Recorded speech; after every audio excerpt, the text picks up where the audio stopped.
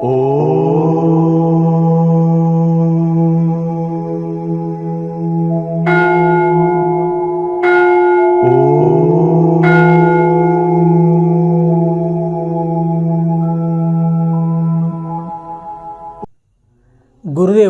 శ్రీ జ్ఞానానందగిరి మహారాజ్ గారి పాదపద్మములకు సాష్టాంగ ప్రణామములు.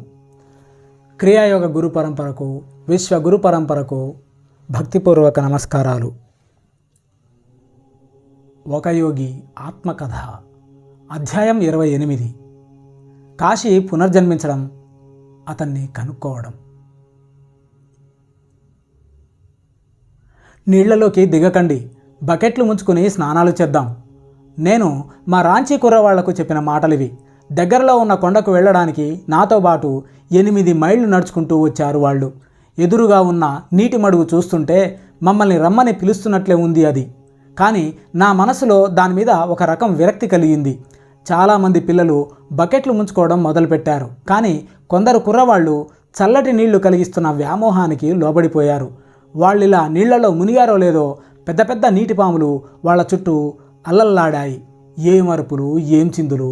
మడుగులోంచి బయటపడ్డానికి వాళ్ళు చేసిన ఆత్రం ఎంత వినోదం కలిగించిందో. చేరవలసిన చోటికి చేరిన తర్వాత మేము ఆనందంగా వనభోజనం చేశాము. నేను ఒక చెట్టు కింద కూర్చున్నాను. కుర్రవాళ్ళు నా చుట్టూ కూర్చున్నారు. నేను ఉత్తేజకరమైన మనస్థితిలో ఉండడం చూసి వాళ్ళు ప్రశ్నల వర్షం కురిపించారు. ఏమండి, నేను ఎప్పటికీ వైరాగ్య మార్గంలో మీతోనే ఉంటానా? చెప్పండి స్వామీజీ అని అడిగాడు ఒక కుర్రవాడు. ఆహా, ఉండవు అన్నాను. నిన్ను బలవంతంగా ఇంటికి లాక్కెళ్ళిపోతారు. తర్వాత నువ్వు పెళ్లి చేసుకుంటావు.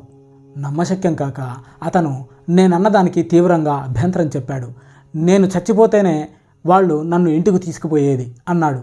కానీ కొద్ది మాసాల్లోనే అతని తల్లిదండ్రులు వచ్చి అతను ఏడ్చి మొరాయించినా లెక్క చేయకుండా లాక్కెళ్ళిపోయారు. కొన్నేళ్ల తర్వాత పెళ్లి కూడా చేసుకున్నాడు అతను. చాలా ప్రశ్నలకి నేను జవాబులు ఇచ్చిన తర్వాత కాశీ అనే కుర్రవాడు ప్రశ్న అడిగాడు.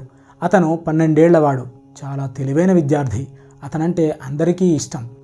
స్వామీజీ, నా అదృష్టం ఎలా ఉంటుందండి అని అడిగాడు. త్వరలో చనిపోతావు నువ్వు. పట్టశక్యం కాని శక్తి ఏదో పట్టుబట్టి నా నోటి నుంచి ఈ మాటలు అనిపించినట్టు తోచింది. ఈ ప్రకటన నాకు, తోటివారికి విస్మయాన్ని, అమిత దుఃఖాన్ని కలిగించింది. అసందర్భ ప్రలాపం చేసే కుర్రవాడిలాగా నన్ను నేను తిట్టుకుని మరే ప్రశ్నలకు జవాబులియనని చెప్పేశాను. మేము విద్యాలయానికి తిరిగి వెళ్ళిన తర్వాత కాశీ నా గదికి వచ్చాడు. నేను చచ్చిపోతే తిరిగి నేను పుట్టినప్పుడు నన్ను మీరు కనుక్కుని మళ్ళీ ఆధ్యాత్మిక మార్గంలోకి తీసుకువస్తారా అండి అంటూ ఏడుస్తూ అడిగాడు. కష్టమైన ఈ అసాధారణ బాధ్యతను నేను నిరాకరించక తప్పలేదు. కానీ ఆ తర్వాత కొన్ని వారాల పాటు కాశీ నన్ను గట్టిగా ఒత్తిడి చేశాడు. అతను ఆశ వదులుకునేటంతగా అధైర్యపడడం చూసి చివరికి ఓదార్చాను. సరే అని మాట ఇచ్చాను. పరమాత్ముడు నాకు సహాయపడితే నిన్ను కనుక్కోవడానికి తప్పకుండా ప్రయత్నం చేస్తాను. వేసంగి సెలవుల్లో నేను చిన్న ప్రయాణం మీద బయలుదేరాను. కాశీని నాతో పాటు తీసుకువెళ్ళలేకపోతున్నందుకు విచారించి నేను బయలుదేరే ముందు కాశీని నా గదికి పిలిచి ఎవరు ఎంతగా ఒప్పించడానికి పూనుకున్నా సరే ఈ విద్యాలయ ఆధ్యాత్మిక స్పందనల వాతావరణంలోనే ఉండమని జాగ్రత్తగా చెప్పాను. అతను గనక ఇంటికి వెళ్ళకపోయినట్లయితే రాగల ప్రమాదాన్ని తప్పించుకోవచ్చునని ఎందుకో నాకు అనిపించింది. నేను ఇలా వెళ్ళానో లేదో కాశీ తండ్రి రాంచీలో దిగాడు. ఆయన తన కొడుకు సంకల్పాన్ని భగ్నం చేయడానికి 15 రోజుల పాటు ప్రయత్నించాడు. కాశీ వాళ్ళమ్మని చూడ్డానికి ఒక్కసారి కలకత్తా వచ్చి 4 రోజులు ఉంటే చాలు, మళ్ళీ తిరిగి రావచ్చునని చెప్పాడు. కాశీ ఒకే పట్టు మీద తిరస్కరిస్తూ వచ్చాడు. చివరికి ఆ తండ్రి పోలీసుల సహాయంతో తన కొడుకును తీసుకుపోతానని చెప్పాడు. ఈ బెదిరింపుతో కాశీ ఆందోళన పడ్డాడు. విద్యాలయాన్ని గురించి ఏ దుష్ప్రచారం జరగడానికైనా తాను కారకుడు కావడం అతనికి ఇష్టం లేదు. వెళ్ళడం తప్ప అతనికి గత్యంతరం కనిపించలేదు. కొన్నాళ్ల తర్వాత నేను రాంచీకి తిరిగి వచ్చాను. కాశీని ఏ రకంగా తీసుకుపోయింది వినగానే నేను కలకత్తా వెళ్లే బండి ఎక్కాను. అక్కడ ఒక గుర్రబండి కట్టించుకున్నాను.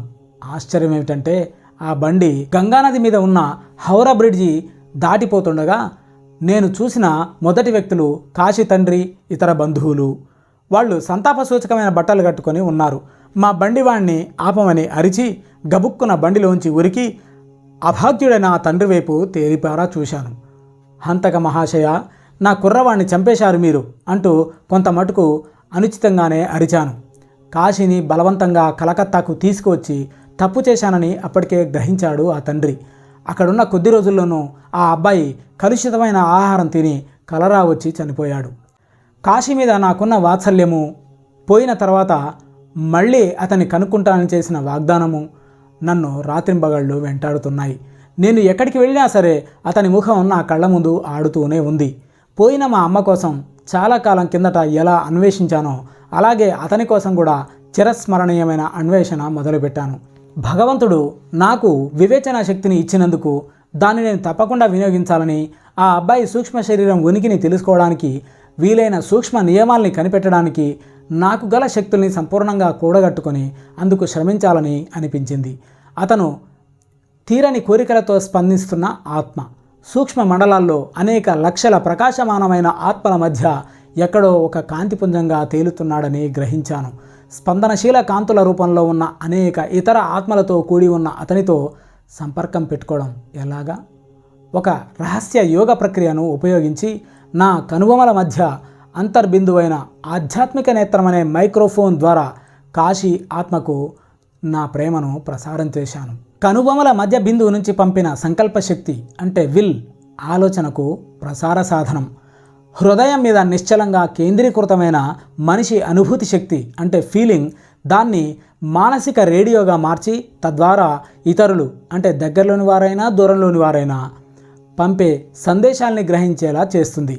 టెలిపతిలో ఒకని మనసులోని ఆలోచనల సూక్ష్మ స్పందనలు సూక్ష్మ ఆకాశం అంటే ఆస్ట్రల్ ఈథర్ గుండాను తర్వాత స్థూల భూ సంబంధమైన ఆకాశం ఈథర్ గుండాను సాగి విద్యుత్ తరంగాల్ని సృష్టిస్తాయి. ఈ విద్యుత్ తరంగాలు అవతల వ్యక్తి మనసులో ఆలోచన తరంగాలుగా రూపొందుతాయి.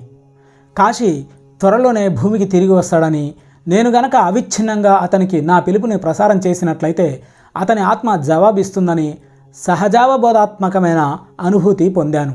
కాశీ పంపించే అత్యల్ప ఆ వేగాన్ని కూడా నా వేళ్లలోనూ ముంజేతుల్లోనూ వెన్నులోనూ అనుభూతం చేసుకోవచ్చునని నాకు తెలుసు.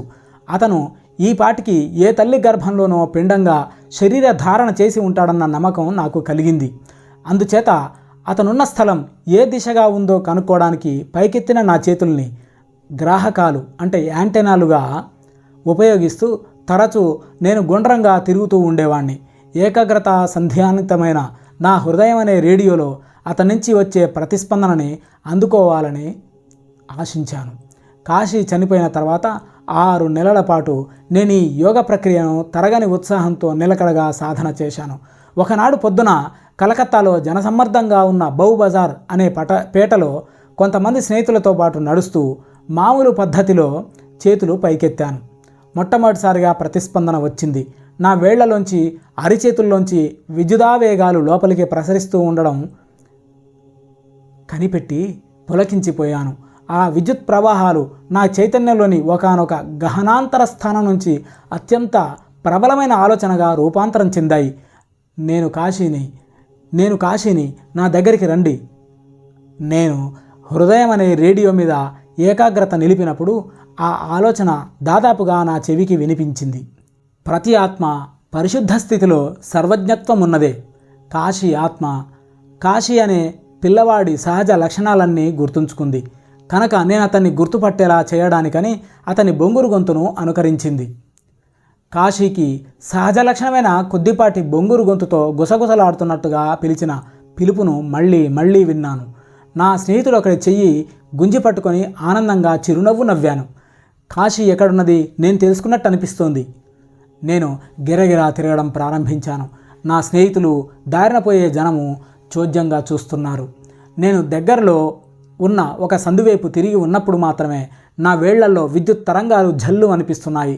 ఆ సందుకు సర్పెంటైన్ లేన్ అంటే పాము సందు అన్న పేరు సరిగానే సరిపోయింది. నేను తక్కిన వేపులకు తిరిగినప్పుడు ఆ సూక్ష్మ విద్యుత్ ప్రవాహాలు అంతరించాయి. కాశీ ఆత్మ ఈ సందులో ఒక ఇంట్లో ఒక తల్లి కడుపులో ఉందన్నమాట అనుకున్నాను. నేను నా స్నేహితులు సర్పెంటైన్ లేన్లోకి నడిచాం. పైకెత్తి ఉన్న నా చేతుల్లో స్పందనలు బలమై వెనకటి కన్నా స్పష్టమయ్యాయి.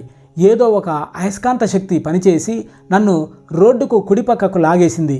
ఒక ఇంటి గుమ్మం దగ్గరికి వెళ్ళేసరికి నా కాళ్ళు స్తంభించిపోవడం చూసి ఆశ్చర్యపోయాను. ఊపిరి కూడా బిగబట్టేసి గాఢమైన ఉద్రేకంతో తలుపు తట్టాను. ఒక పని మనిషి వచ్చి తలుపు తీసింది. అయ్యగారు ఇంట్లోనే ఉన్నారని చెప్పింది. ఆయన 2వ అంతస్తు నుంచి మెట్లు దిగి వచ్చి సంగతి ఏమిటన్నట్టుగా నా వైపు చిరునవ్వు నవ్వారు. నేను అడగదలుచుకున్న ప్రశ్న ఎలా ఉండాలో మనసులో ఇంకా అనుకోనే లేదు. అది ఒక రకంగా సంగతము, మరో రకంగా అసంగతము కూడా. ఏమండి, మీరు మీ భార్య సంతానం కలుగుతుందని సుమారు 6 నెలల నుంచి ఎదురు చూస్తున్నారా? దయచేసి చెప్పండి. చాలామంది మానవులు భౌతికంగా మరణించిన తర్వాత సూక్ష్మలోకంలో 500 నుంచి 1000 సంవత్సరాల వరకు ఉంటుంటారు. కానీ జన్మకు మధ్య ఎంత వ్యవధి ఉండాలన్న నిశ్చిత నియమం ఏదీ లేదు. భౌతిక శరీరంలో కానీ సూక్ష్మ శరీరంలో కానీ ఒక మనిషికి కేటాయించిన జీవితకాలం అతని కర్మానుసారంగా పూర్వనిర్ధారితమై ఉంటుంది. చావు, చిన్న చావు అనిపించుకునే నిద్ర కూడా మర్త్యులకు ఆవశ్యకమైనవే. ఆత్మ సాక్షాత్కారం పొందని జీవిని ఇవి ఇంద్రియ బంధనాల నుంచి తాత్కాలికంగా విముక్తం చేస్తాయి. మానవుడి మౌలిక ప్రకృతి ఆత్మ కనుక అతడు నిద్రలోనూ చావులోనూ తన అశరీరత్వాన్ని పునరుజ్జీవింపజేసే జ్ఞాపికలు కొన్ని పొందుతాడు. హిందూ పవిత్ర గ్రంథాల్లో చెప్పిన ప్రకారం సమతులన కర్మ నియమం చర్య ప్రతిచర్యలకు, కార్యకారణాలకు, బీజావాప ఫలోపలబ్ధులకు సంబంధించినది. ప్రతి మనిషి తన నైసర్గిక ధర్మవర్తనలో తన ఆలోచనల ద్వారాను చేతల ద్వారాను తన భవితవ్యాన్ని తానే మలుచుకుంటాడు.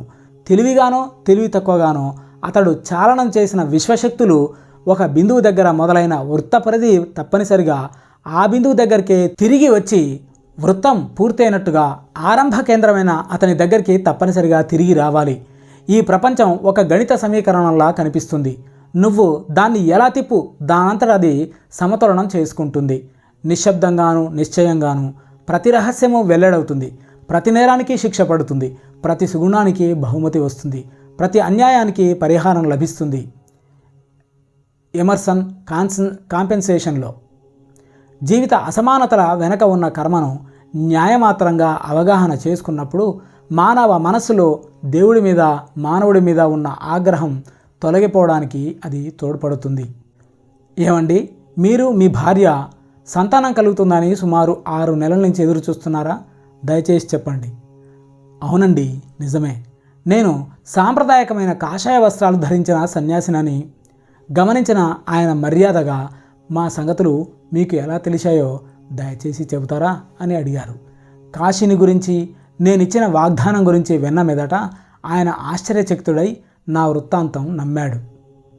పసిమిఛాయగల అబ్బాయి పుడతాడు మీకు అని చెప్పాను. అతని ముఖం వెడల్పుగా ఉంటుంది. నుదుటికి పైన ఒక సుడి ఉంటుంది. అతని ప్రవృత్తి ఆధ్యాత్మికత వైపు మొగ్గి ఉంటుంది అని చెప్పాను. పుట్టబోయే బిడ్డకు కాశీ పోలికలు ఉంటాయని నాకు నిశ్చయంగా అనిపించింది. తర్వాత పసివాణ్ణి చూడ్డానికి వెళ్ళాను. అతనికి కాశీ అన్న పాత పేరే పెట్టారు తల్లిదండ్రులు. ఆ పసితనంలో కూడా అతనిలో నా రాంచీ ప్రేయశిష్యుడి పోలికలు కొట్టవచ్చినట్టు కనిపిస్తున్నాయి. పిల్లవాడు నన్ను చూస్తూనే ఆప్యాయత కనబరిచాడు. గతంలోని ఆకర్షణ ఇప్పుడు రెండింతలుగా పెళ్ళుబికింది. చాలా ఏళ్ల తర్వాత కిషోరావస్థలో ఉన్న ఆ పిల్లవాడు నేను అమెరికాలో ఉన్నప్పుడు నాకు ఉత్తరం రాశాడు. సన్యాస మార్గంలో సాగాలని తాను గాఢంగా అభిలషిస్తున్నట్టు వివరించాడు. నేను అతన్ని హిమాలయాల్లో ఉన్న ఒక గురువు దగ్గరికి పంపించాను. పునర్జన్మ ఎత్తిన కాశీని శిష్యుడిగా స్వీకరించారు ఆయన. గురు జ్ఞానానందగిరి మహారాజ్కి జై. జై గురుదేవ్, జై గురుదేవ్, జై గురుదేవ్.